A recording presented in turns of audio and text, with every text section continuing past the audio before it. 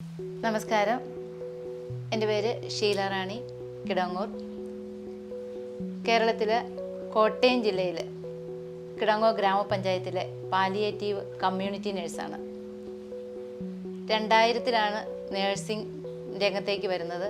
2011 മുതൽ ഇപ്പോൾ 2023 13-ാമത്തെ വർഷത്തിലേക്ക് കടന്നിരിക്കുകയാണ്. പാലിയേറ്റീവ് പരിചരണ പദ്ധതിയുമായിട്ട് മുന്നോട്ട് പോവുകയാണ്. ഫ്ലോറൻസ് നൈറ്റിംഗേൽ അവാർഡ് എന്ന് പറയുന്ന നേഴ്സിംഗ് രംഗത്തെ ഒരു പരമോന്നത പുരസ്കാരമാണ്. അത് ആദ്യമായിട്ട് ഇന്ത്യയിൽ ആദ്യമായിട്ട് തന്നെ ഒരു പാലിയേറ്റീവ് നേഴ്സും അത് കമ്മ്യൂണിറ്റി നേഴ്സിന് കിട്ടുക എന്ന് പറയുന്നതും വളരെ അപൂർവങ്ങളിൽ അപൂർവമാണ്. ഞാനൊരു സർക്കാർ ജീവനക്കാരി എന്ന് പറയാൻ പറ്റില്ല, ഒരു കോൺട്രാക്റ്റ് ബേസ് ജോലി ചെയ്യുന്ന സാധാരണക്കാരായ ഒരു നേഴ്സാണ്. അപ്പോൾ അതിൻ്റെ ഒരു മേഖലയിൽ ജോലി ചെയ്യുന്ന എല്ലാവർക്കും ഇതൊരു പ്രചോദനമാണ്. ആദ്യമേ ഞാൻ പറയും, ചിലർ വീടുകളിൽ ചെല്ലുമ്പോൾ സിസ്റ്റർ എന്തെങ്കിലും തന്ന സിസ്റ്റർ മേടിക്കുമോ എന്നൊക്കെ ചോദിക്കും. അപ്പം ഞാൻ പറയും, എനിക്ക് തന്ന് നിങ്ങൾ എന്നെ ഒരു എന്താ പറയുക, എനിക്കിപ്പോൾ ചെയ്യാനൊരു മനസ്സുമുണ്ട്, ഇതുമുണ്ട്. ഇത് നിങ്ങൾ നാളെ നഷ്ടപ്പെടുത്തുക ചെയ്യുന്നത്. നിങ്ങൾക്ക് അത്രയും പൈസ ഉണ്ടെങ്കിൽ നിങ്ങൾക്ക് വേണമെങ്കിൽ ഒരു ആശുപത്രി പോകാം. അതേ സമയത്ത് ഇതുപോലും ഇല്ലാതെ ബുദ്ധിമുട്ട് അനുഭവിക്കുന്ന ഒരുപാട് വീട്ടിൽ കിടക്കുന്ന ആൾക്കാരുണ്ട്. അവരെ നമുക്ക് പരിചരിക്കണം, അവർക്കൊരു ബെറ്റർ കെയർ കൊടുക്കണം എന്നുണ്ടെങ്കിൽ നിങ്ങൾക്ക് ഉള്ളത് നിങ്ങൾ വേറൊരാൾക്ക് കൊടുത്ത് സഹായിക്കണം. മനസ്സിനെ ചീത്തയാക്കരുത്, നമ്മളൊരു കള്ളനാക്കരുതെന്ന് പറയുന്ന പോലെ നമ്മളങ്ങനെ യാതൊരു കാരണവശാലും അങ്ങനെ ഒരു പാരിതോഷം തന്ന് നമ്മളെ മനസ്സ് ഇടിക്കരുത്. നമുക്കൊരു മനസ്സുണ്ട് ചെയ്യാനായിട്ട്, നമ്മൾ ചെയ്യാനും തയ്യാറാണ്. അപ്പോൾ അത് മറ്റൊരു കണ്ണിലൂടെ ആൾക്ക് എന്ന് വെച്ചാൽ ഒരു പാവപ്പെട്ട രോഗി വിചാരിക്കുക, അവർ പറഞ്ഞിട്ട് ആ സിസ്റ്റർ വന്നപ്പോൾ ഞങ്ങൾ ഇന്നത് കൊടുത്തു എന്ന് പറയുമ്പം അയ്യോ ഞങ്ങളുടെ കയ്യിൽ അതില്ലല്ലോ, ആ സിസ്റ്റർ വിളിച്ചാൽ വരുവോവാ, അങ്ങനെ ഒരു അവർക്ക് തോന്നരുത്.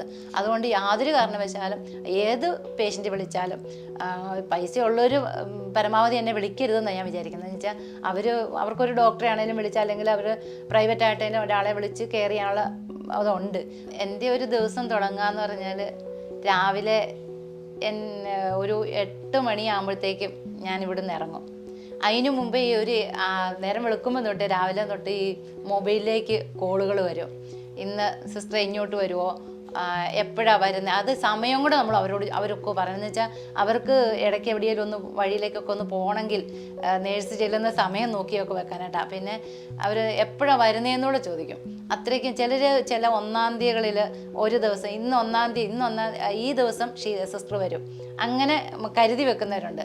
ആദ്യത്തെ തിങ്കളാഴ്ച വരും, 2-ാമത്തെ തിങ്കളാഴ്ച വരും, അങ്ങനെ കരുതുന്നവരുണ്ട്. പേഷ്യൻ്റെ അടുത്ത് പോയി കഴിഞ്ഞ് കഴിഞ്ഞാൽ അവരുടെ കിടക്കുന്ന ആ ഒരു മുറിയിലേക്ക് ചെന്ന് കഴിഞ്ഞാൽ മിക്കവാറും ഞങ്ങൾ ആ തുടക്ക സമയത്തൊക്കെ ഉള്ള ആ ഒരു ബുദ്ധിമുട്ട് ഇപ്പം ഇല്ല കേട്ടോ.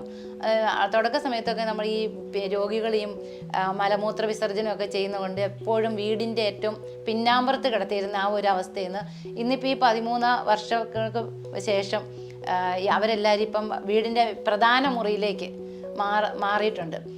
നമ്മൾ ഏറ്റവും നല്ല മുറിയിലേക്ക് തന്നെ അവരെ കൊണ്ടുവരാനായിട്ട് സാധിച്ചു എന്നുള്ളതാണ് ഈ പാലിയേറ്റീവ് രംഗത്തെ ഇത്രയും വർഷത്തെ എൻ്റെ ഒരു എക്സ്പീരിയൻസ് കൊണ്ട് എനിക്ക് മനസ്സിലാക്കാൻ സാധിച്ചത്. അപ്പോൾ രാവിലെ ഞങ്ങൾ ഇറങ്ങിക്കഴിഞ്ഞാൽ രാവിലെ 9 മണിയാകുമ്പോഴത്തേക്കും വണ്ടി വരും. ഞങ്ങൾ വണ്ടിയിൽ കിറ്റ് ഉണ്ടാവും. കിറ്റ് ഞങ്ങൾ ആശുപത്രിയിലുണ്ട്, ഞങ്ങളെല്ലാം റെഡിയാക്കി വെച്ചിരിക്കുകയായിരിക്കും. അതിൻ്റെ അകത്ത് കത്തീഡ്രൈസേഷൻ്റെ ഒരു കിറ്റ് കാണും. അതുപോലെ തന്നെ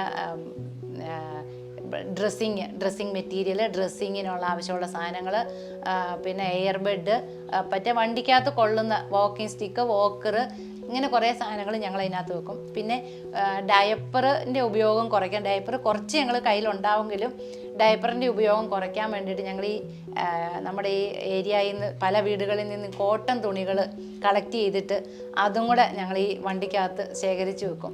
പാലിയേറ്റീവ് രംഗത്തെ ആ ഒരു രംഗത്തേക്ക് വന്നു കഴിഞ്ഞപ്പോഴാണ് ഹോസ്പിറ്റലിൽ വർക്ക് ചെയ്തതും ഒന്നുമല്ല നേഴ്സിങ്, അതിനേക്കാട്ടിലും ഉപരി കുറച്ചും കൂടെ രോഗിയുടെയും കുടുംബത്തിൻ്റെയും അടുത്തേക്ക് ചെന്ന് അവരുടെ ബുദ്ധിമുട്ടുകൾ അറിഞ്ഞ് അവരെ പരിചരിക്കുക എന്നുള്ള എന്താ പറയുക, ദൈവികമായ ഒരു പ്രവൃത്തി പോലെ നമ്മുടെ മുന്നിൽ വരുന്നത് ദൈവത്തിൻ്റെ ഒരു പ്രതിരൂപമായിരിക്കാം. അങ്ങനെ ആ ഒരു രീതിയിലേക്ക് ചിന്തിച്ചാണ് ഞാൻ പരിചരിച്ചുകൊണ്ടിരുന്നത്.